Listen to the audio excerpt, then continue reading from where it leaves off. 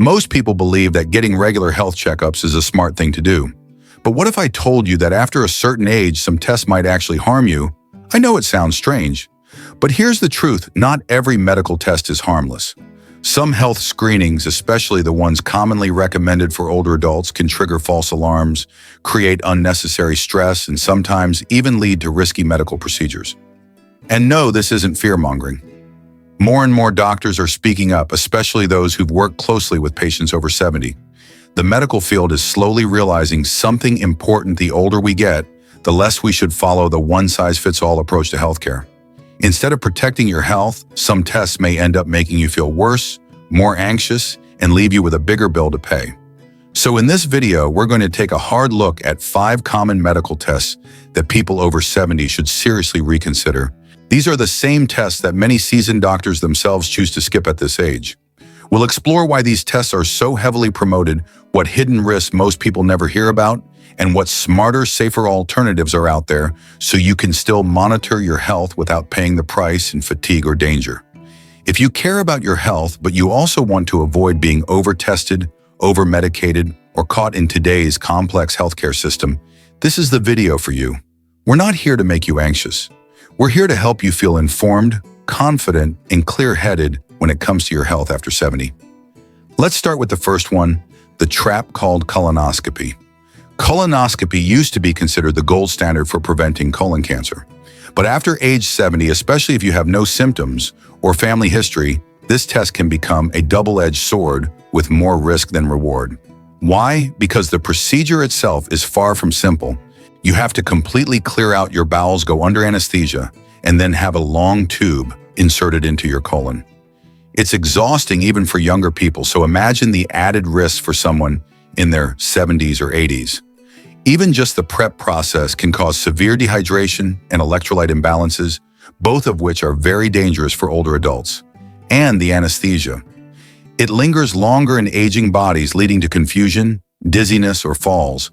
But that's not even the biggest concern. Many seniors, especially after 75, end up having a few small polyps found during a colonoscopy.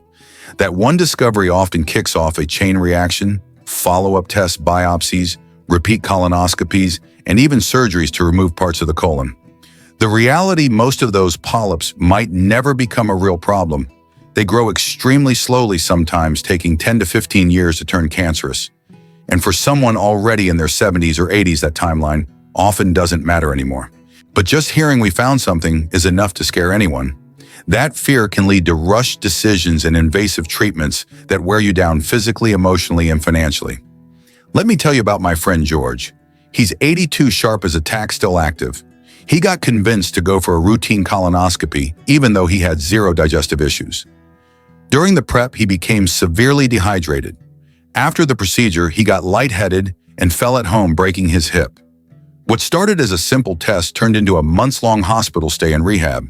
It drained his money, energy, and spirit. And here's the kicker: the colonoscopy found nothing. Now, that's not the doctor's fault. They were just following the standard protocol. But medicine is changing, and we should change with it. If you're over 70 and symptom-free, it's completely reasonable to say no to a colonoscopy. There are now safer, simpler options like non-invasive stool tests that still help you monitor your health without the heavy toll. After 70, sometimes doing less is actually the better kind of care. Second, the problem with full-body scans every year. The idea of scanning your whole body to catch any hidden issue early sounds smart, right?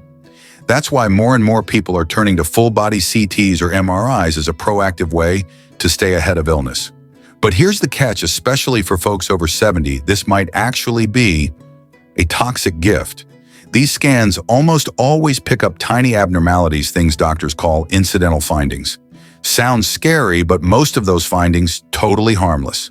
They'll never become a disease. They won't affect your lifespan. They don't even cause symptoms. But once something shows up on a scan, the worry kicks in. Wait, is something wrong with me? Could it be cancer? Should I get more tests? Next thing you know, you're sucked into an endless cycle of follow-ups, ultrasounds, biopsies, specialist visits, even surgery, all sparked by something that might have never hurt you in the first place. And for older adults, every single medical intervention carries higher risk. A biopsy at 45 routine. That same biopsy at 75 You could end up with a collapsed lung and infection or a recovery that drags on for months. Even just lying still for a long MRI scan can be painful, stiff knees aching back. It's not as easy as it used to be. Then there's the invisible toll anxiety, that nagging feeling that something might be wrong inside you, even when you feel fine and are living life to the fullest. Let me tell you about Betty, 78 years old, active, healthy, walks every day, no complaints. She went to a free health fair and got a full-body scan just to be safe. The scan showed a tiny lesion on her kidney. Small, no symptoms, nothing dangerous. But that tiny finding triggered a spiral anxiety, more tests, and eventually surgery. She spent months recovering, exhausted, drained, and she said afterward, "I wish I'd never done that scan." That's called overdiagnosis, diagnosing problems that never needed to be found. It's emotional wear and tear. It's fear that didn't have to exist. It's money spent for peace of mind, but what you actually buy is stress. After 70, medicine should be guided less by machines and more by how you feel. Are you tired? Is something changing in your body? That's what matters. Not every shadow on a screen needs to be treated. Sometimes the smartest thing you can do is say no. The third, the overuse of cardiac stress tests. For decades, the stress test, usually walking on a treadmill or taking heart-stimulating drugs, has been seen as the go-to way to catch heart disease, especially in older adults. It sounds logical. Push the heart a little, see how it reacts, kind of like testing the engine of a car. But after age 70, this test can send you down a medical rabbit hole you never saw coming. Here's why the human body changes with age. Those natural changes, stiffer arteries, fluctuating blood pressure, subtle changes in heart rhythm are normal. But on a stress test, they can be mistaken for warning signs.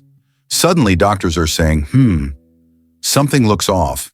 And just like that, you're scheduled for more tests, echocardiograms, coronary angiograms, stents, even heart surgery.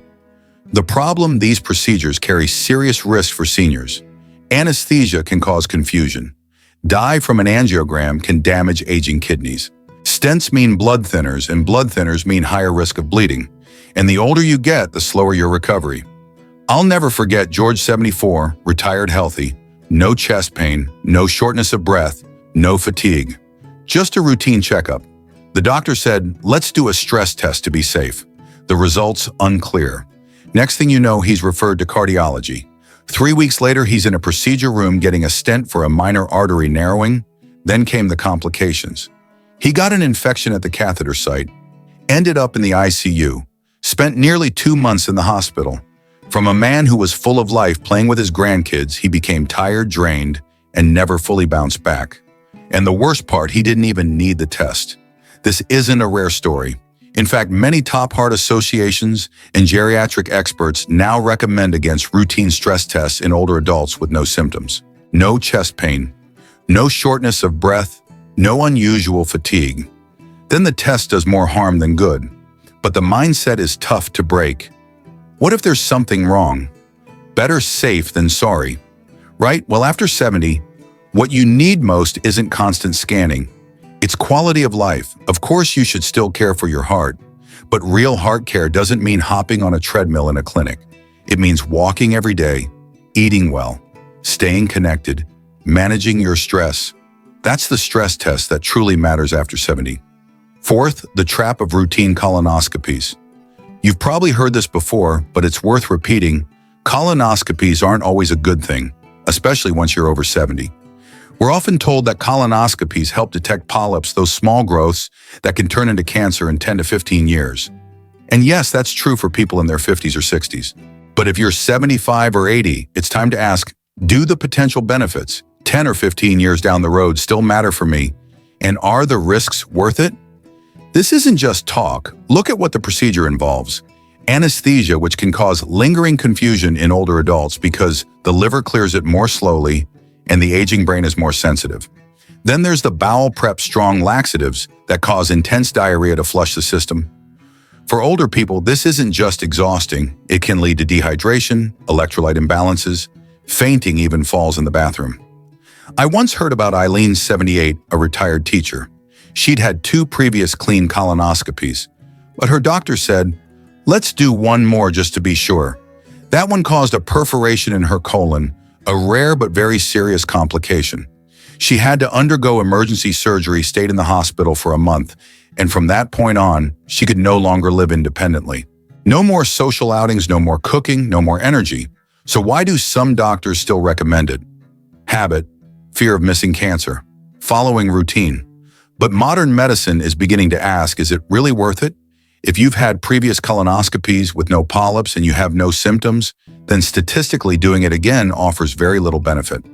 More importantly, at this age, your goal isn't to stop a potential cancer 15 years away. It's to preserve your memory, avoid falls, and maintain your independence.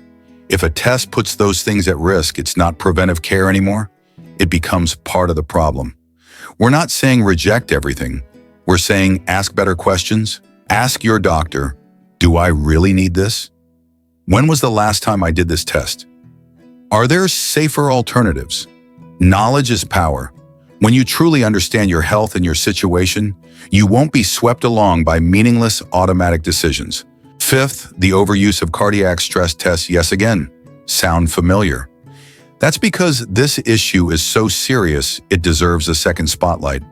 The fear of heart disease is like a ticking time bomb in people's minds.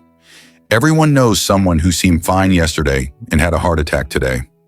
That fear is what makes heart screenings, especially stress tests, so popular and so overused. But here's the truth, these tests don't necessarily prolong your life, especially in older adults without symptoms. And often they're the very thing that sends you down a road of unnecessary and risky treatment. Let's look at a real case. Harold, 76, lives in Illinois, healthy, walks daily, plays with his grandkids, no shortness of breath, no chest pain. At his annual checkup, the doctor says, let's do a stress test just to be safe. The result, a mild irregularity. Next thing you know, he's getting a coronary angiogram, then a stent, then complications from blood thinners. He's hospitalized with internal bleeding and spends nearly 3 months recovering. And it all started with a test he didn't need. There was no emergency, no real reason, just a precaution that spiraled out of control. And research now shows in people without symptoms, stress tests don't lower the risk of heart attacks, don't extend life, and are unnecessary without clear signs of disease. So instead of fearing what might happen someday, focus on what's real today, how your body feels, your energy, your mobility, your sleep, your emotions. Those are the numbers that truly matter after 70. Getting older doesn't mean getting weaker. In fact, this is the time when you're wiser than ever, wise enough to question the system and to pause and ask yourself, is this really for me? In a world where medicine is becoming more about quantity, more tests, more pills, more procedures, sometimes the boldest choice is to choose less. But less doesn't mean neglect, it means intentional.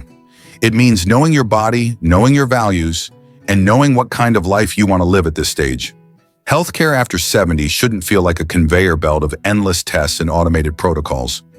It should be a conversation between you and your doctor about what truly matters, how you want to live, and what risks you're willing to take.